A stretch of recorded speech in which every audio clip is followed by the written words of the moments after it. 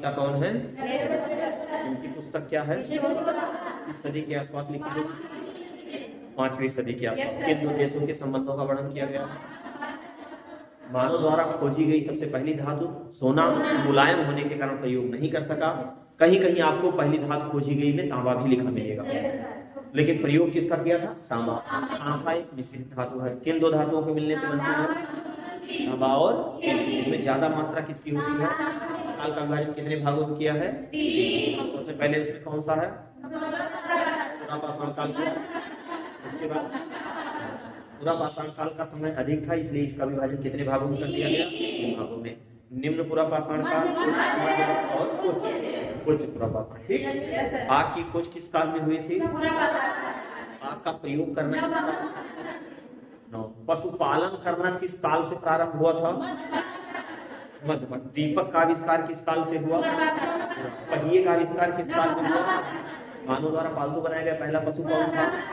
कुत्ता। कहा जा रही सबको किसका प्रमाण मिला? मध्य प्रदेश के आदमगढ़, राजस्थान के। कृषि करना मानो किस काल से शुरू किया था? नवपाषाण काल से। 6000, 7000, 6000 कहाँ से मिला? 7000 कहाँ से? और 8000 आपका कबीर के लोहार देवाया मनुष्य के साथ कुत्ते को दफनाए जाने का प्रमाण से मिला है। जो तांबे की और जो पत्थरों का जो मिली जुली सभ्यता थी उसको हम लोग क्या कहते थे? ताम्रपाषाण काल को और भी किस नाम से? चालकोलिथिक या कैल्कोलिथिक? चालकोलिथिक या कैल्कोलिथिक भी हम लोग इसको कहते हैं। इसके बाद नदी घाटी सभ्यता का विकास हुआ। उसमें सबसे पहला आपका कौन सा था? मेसोपोटामिया की सभ्यता किन दो नदियों के मध्य? दजला का वर्तमान नाम क्या है? फरात का वर्तमान दोनों के मध्य में जो सभ्यता विकसित हुई उसका नाम क्या था? मेसो। कितने भागों में डिवाइड किया गया? इसमें जो सबसे पश्चिम की तरफ था उसका क्या नाम? कैंडियन के बाद असीरियन के बाद सुमेरियन सभ्यता। मेसोपोटामिया के लोगों ने ही सबसे पहले चाक, कुम्हार के चाक का प्रयोग करना शुरू किया। उसी सभ्यता। ये सभ्यता लगभग 1000 ईसा पूर्व के आसपास थी। अच्छा, ये जिगुरत क्या चीज था? जिगुरत किसके मंदिर थे? मेसोपोटामिया की ग्रामीण सभ्यता थी, नगरीय सभ्यता? ग्रामीण सभ्यता। दुनिया की सबसे लंबी नदी कौन सी है? नील नदी की लंबाई कितनी है? 6600।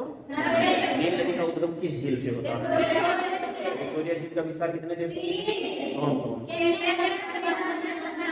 Uganda, Uganda. नील नदी के तट पर कौन सी सभ्यता थी? के राजाओं को क्या कहते थे? फराओ, पैरान, पैरो, है ना? अच्छा, मम्मी क्या था? मम्मी। इनके मकबरे को क्या कहते थे? चीन की सभ्यता किस नदी के तट पर विकसित हुई थी? तो नदी का दूसरा नाम क्या है? कागज का आविष्कार, पतंग, छतरी, पहला लिखने पढ़ने कहाँ से? चीन के ही 2 बड़े धर्म बताए गए। कौन सा? इसके बाद अगली सभ्यता आपकी आ जाती है सिंधु घाटी।